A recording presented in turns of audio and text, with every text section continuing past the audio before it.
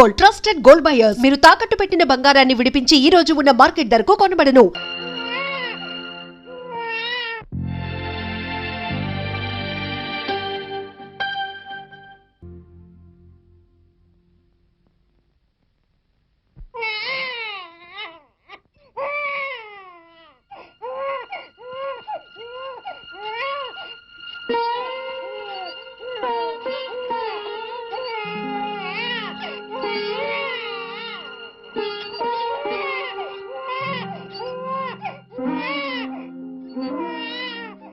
అల్లుడు,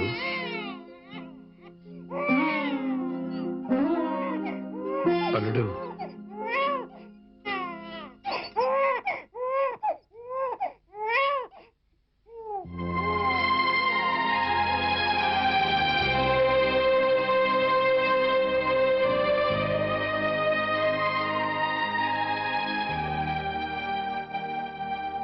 నాదో చిన్న కోరిక తీరుస్తావా బాబు?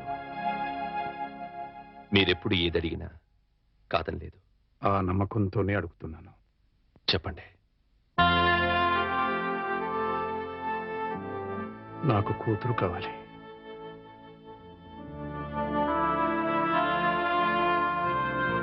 వాణిని నా కోసం కాకపోయినా బిడ్డ కోసమైనా ఇంటికి రమ్మని బతిమాలాడు.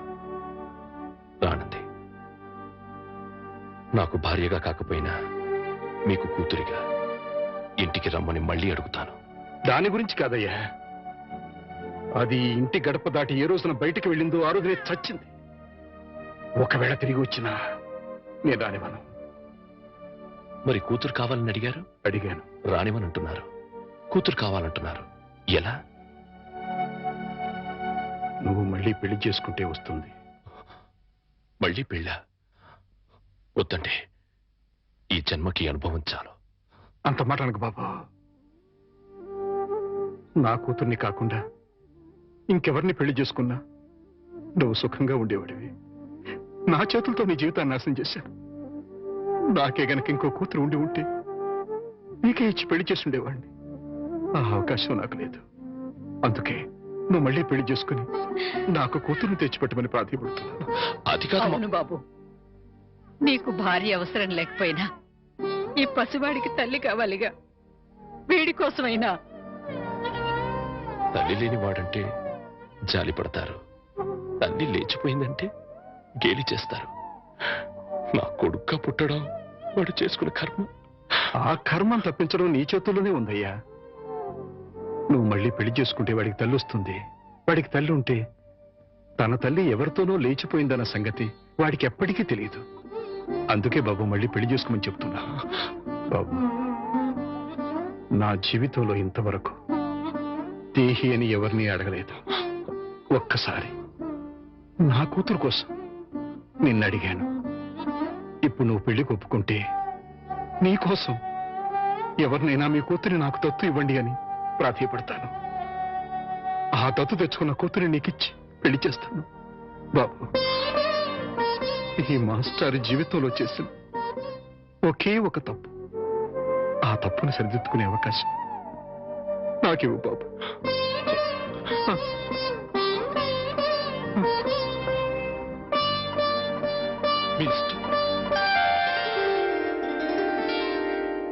నమస్కారం మాస్టారు. నమస్కారం పెట్టాల్సినంత యోగ్యత నాకు లేదయ్యా. ఎంత మాట అన్నారు మాస్టారు. మాస్టారు, మీరు ఉద్యోగానికి రాజీనామా చేశారట. జీవితానికి రాజీనామా చేయాలనుకున్నాను, కానీ మా అల్లుడు కోసం ఆ పని చేయలేకపోయాను. నిలబడే ఉన్నారు, కూర్చోండి మాస్టారు. యాచించడానికి వచ్చిన వాడికి కూర్చుని అర్హత ఉండదయ్యా. అంత మాట అనకండి మాస్టారు. ఇవాళ నేను 2 పూట్ల అన్నం తింటున్నాను అంటే అది మీ చలవే. యాచించడం లాంటి పెద్ద మాటలు మాట్లాడి నన్ను మరింత చిన్నవాణ్ణి చేయకండి. ఆజ్ఞాపించండి. నీ కూతుర్ని నాకు దత్తు ఇవ్వమని అడగడానికి వచ్చా. దత్త? అవునయ్యా, జరిగిన విషయాలని నీకు తెలుసు. మీ అమ్మాయిని నాకు దత్తుగా ఇస్తే నా కూతురుని చేసుకుని నా అల్లుడికి ఇచ్చి పెళ్లి చేయాలనుకుంటున్నాను. నా కారణంగా నా అల్లుడి జీవితం నాశనం అయిపోయింది. మళ్ళీ అతని జీవితాన్ని చిగురింప చేయాలనుకుంటున్నాను. అందుకోసమే ఇంతగా వేడుకుంటున్నాను. 10 మందికి ఇవ్వటమే కాని ఎవరిని ఎప్పుడూ ఏది అడగని మీరు ఇలా అడుగుతుంటే హృదయం ద్రవించిపోతుంది. ఇస్తాను, తప్పకుండా ఇస్తాను మాస్టారు. సంతోషం మాస్టర్.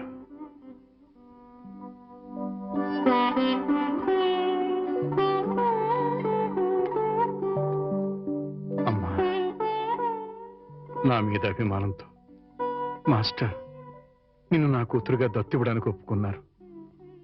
నా కూతురుగా నా ఇంటికి రావడానికి ఇష్టమేనమ్మా. మా అల్లుడిని పెళ్లి చేసుకోవడానికి ఇష్టమేనా? ఆహా, బలవంతం ఏం లేదమ్మా, నీకిష్టం అయితేనే, లేకపోతే వద్దు.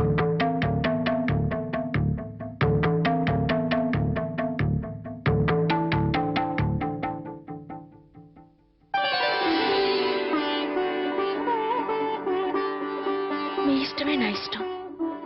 చాలా సంతోషం తల్లి. జీవితంలో ఎందరికో ఎన్నో పాఠాలు నేర్పాను, కానీ ఈ రోజు మీ నుంచి మానవత్వం అనే కొత్త పాఠం నేర్చుకున్నాను. అంత మాట అనకండి మాస్టారు. వెళ్ళొస్తాను. పెళ్లికి ముహూర్తం పెట్టించి వచ్చి అమ్మాయిని తీసుకువెళ్తాను. అలాగే.